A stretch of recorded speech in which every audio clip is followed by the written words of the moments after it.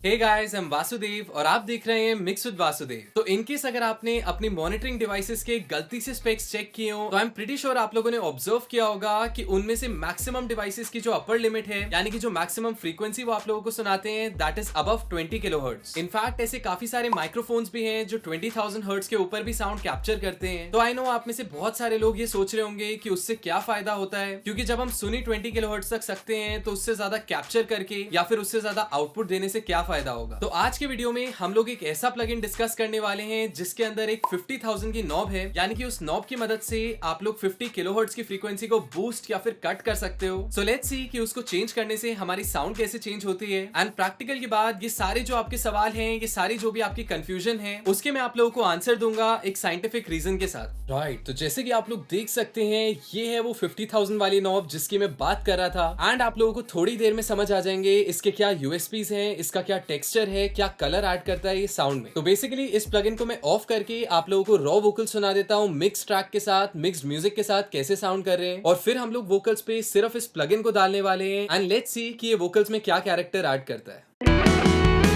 खो गया मैं ख्यालों में, अब नींद भी नहीं आंखों में, करवटें बस बदलता हूँ, अब जागता हूँ मैं रातों में, अब दूरी ना सहनी, हर लम्हा कहता है ना जाने हाल मेरा।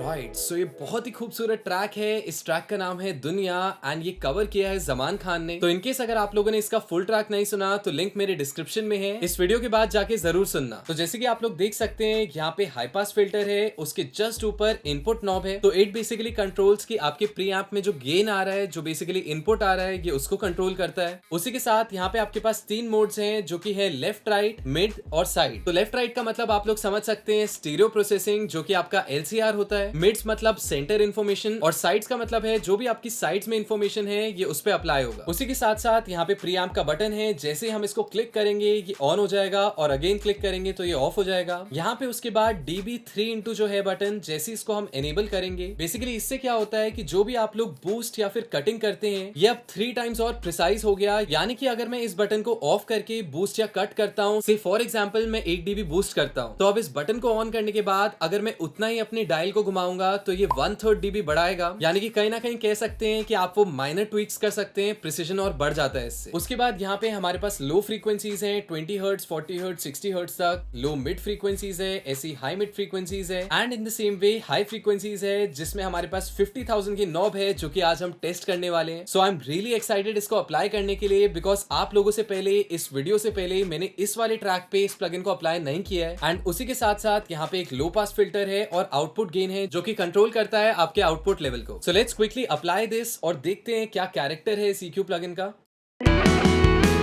खो गया मैं ख्यालों में, अब नींद भी नहीं आंखों में, करवटें बस बदलता हूँ, अब जागता हूँ मैं रातों में, अब दूरी ना सहनी, हर लम्हा कहता है ना जाने हाल मेरा ऐसा क्यों रहता है।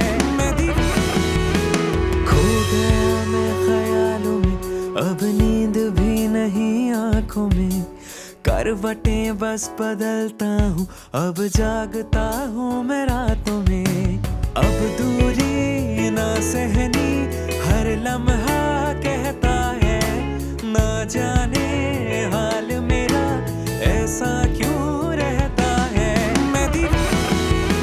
खो गया मैं ख्यालों में, अब नींद भी नहीं आंखों में, करवटें बस बदलता हूँ, अब जाग। खो गया मैं ख्यालों में, अब नींद भी नहीं आंखों में, करवटें बस बदलता हूँ, अब जागता हूँ मैं रातों में, अब दूरी ना सहनी, हर लम्हा कहता है ना जाने हाल मेरा ऐसा क्यों रहता है।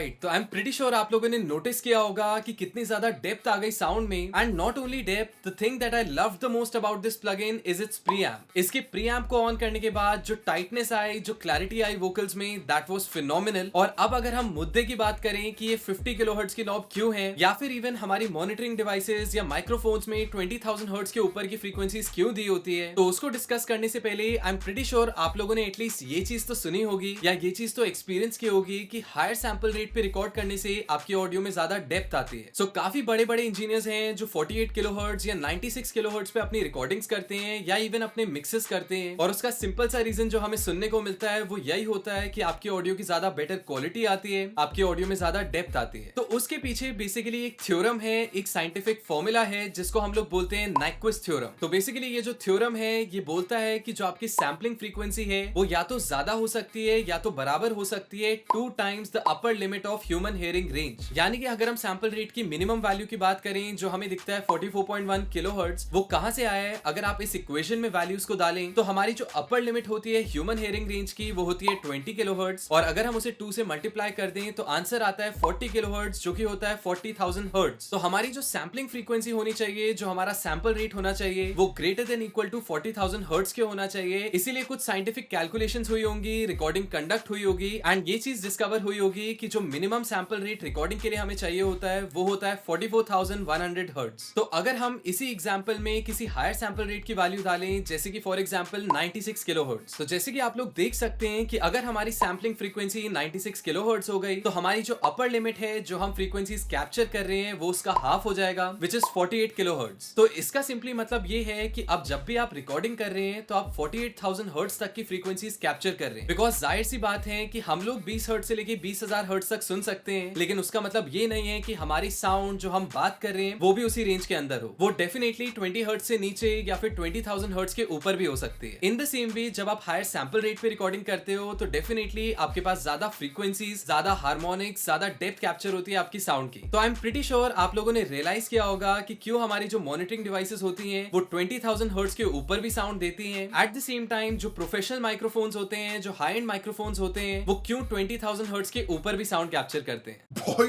ये तो बड़ा ही कमाल प्लगइन है ना? लेकिन एक सवाल है मेरा. हाँ भाई पूछ. जैसे कि 20,000 हर्ट्ज के ऊपर बूस्ट करने पे साउंड चेंज होती है, वैसे ही 20 हर्ट्ज के नीचे कुछ बूस्ट करने पे फर्क पड़ता है क्या?